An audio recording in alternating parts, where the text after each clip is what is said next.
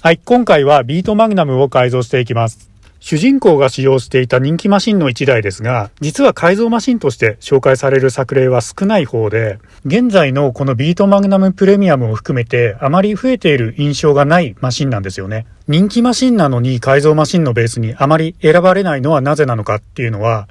実際に手に取ってみたり作ったりすると見えてくるんですけど、それが何かというと、歴代のマグナムが持っていなかった特徴をいくつか持っていて、シャーシ側で言えば小径なりローハイトタイヤが主流なら、台形採用のビートマグナムはちょっと車高が高いっていう話になったりとか、コンデレなんかで見た目を気にしてボディに手を加えるにしても、手が止まりやすいというか、どうしてやろうみたいなところが僕が思うに 2,3 箇所ぐらい出てくるんですね。その一つがまずドラゴンサスペンションで、マグナムというかフルカアルミニ四駆全体でもこういうディテールって珍しかったと思うんですね。これをどうするかは大体3択で、まず走行用の選択肢としてそもそも使わない、取り外すっていうパターンで、外して軽くした方がいいっていうことですね。で、ステッカーがないのでつけるなら塗装しようと。これが2つ目のパターンで、今回はこのサスペンションで使いたい色があったのでこのパターンでいきます。あとは他のプラモデルのパーツとかプラ材なんかを使って自作するパターンで、サイズ感や固定方法を考えて移植することになりますね。で、大体この3パターンのどれかを迫られることになると思います。ちなみに今やっている作業はボディの取り付け位置を詰めて車高を下げる工作で、ビートマグナムの場合はボディの位置が下がると主にフロントカウルと下げ具合によってはモーター周りも細々と干渉してくるので削っていくことになります。このチャンネル内の作品では割とおなじみの工作になっていますが、いつもパテで埋めているこういうところですね。これくらいの隙間なら細かい端材を詰めて無樹脂の流し込み接着剤で溶かして埋められるので、パテで手を汚したくない時にこういう小技が有効ですね。ビートマグナムの特徴のもう一つがハイマウントローラーで、ボディにローラーがつくのはマグナムセイバーにも見られますが、ビートマグナムのは強化して使ってくれと言わんばかりに台座と取り付けの穴が4つ開けられているので、この部分もボディデザインの一部として捉えるかどうかで判断が割れるところだと思います。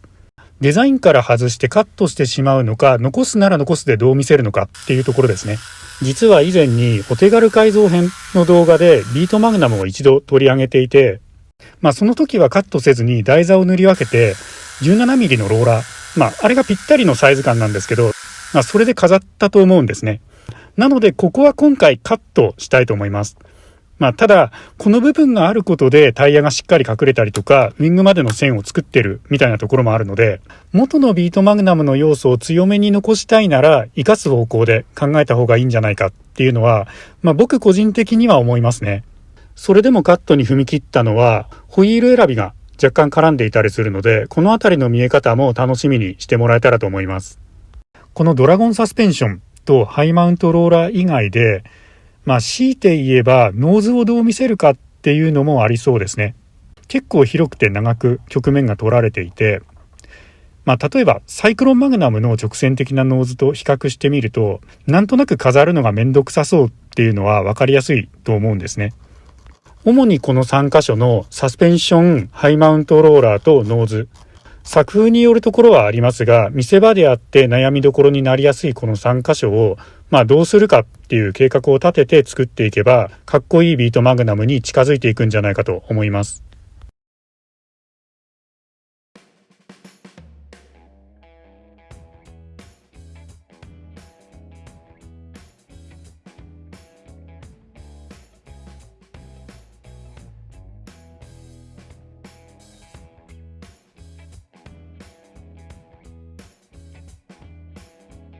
車高を下げるために結構あちこち削っている上に、ハイマウントローラーのカットと穴開けをして、逆に貼り付けたのがホイールアーチのプラ板と、この2箇所に ABS の端材で補強を加えただけなので、TRF 並みに軽くなったと思います。ボディの位置は台形スリックタイヤが干渉して履けなくなる程度に下がっています。ちなみにこの段階ではまだフロント側のシャーシへの差し込み部分はボディ本体にはついていなくて、塗装を終えた後に接着するつもりでいます。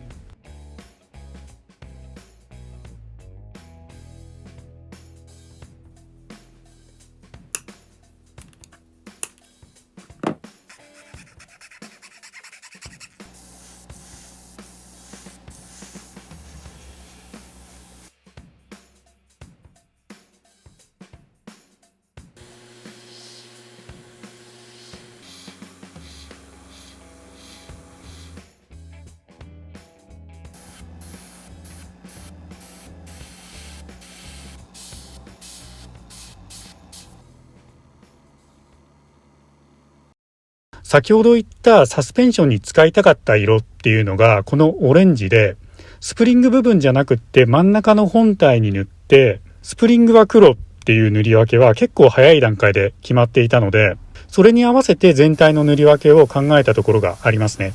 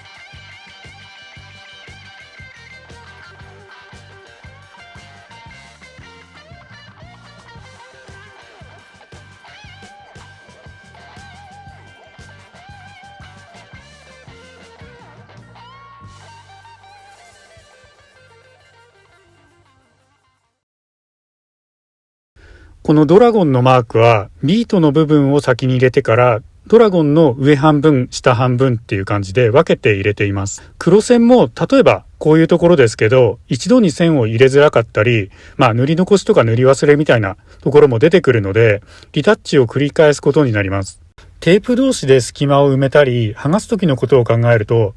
この手のマスキングは短冊状に切って貼っていくのが良さそうですね。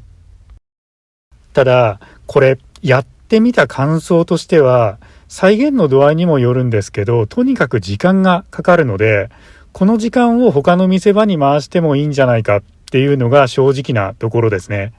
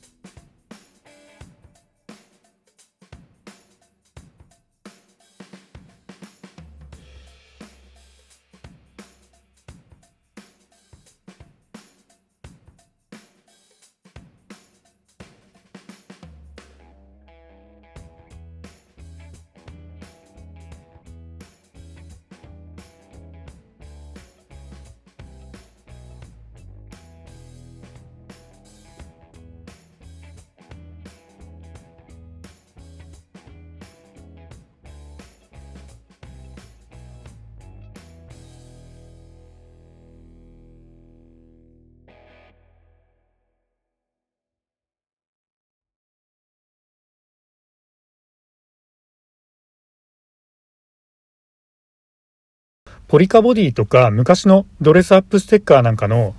透明タイプのステッカーの上からクリアを吹く場合の、これ今現在の僕のやり方なんですけど、ステッカーを貼った上から UV カットのクリアをまずステッカーとの段差を緩和する目的で吹き付けています。一気にジャッと吹き付けるとステッカーが剥がれたりとか印刷が溶け出すこともあるので、薄く重ねていく感じですね。これで丸1日置いて GX スーパークリアプラスレベリング液を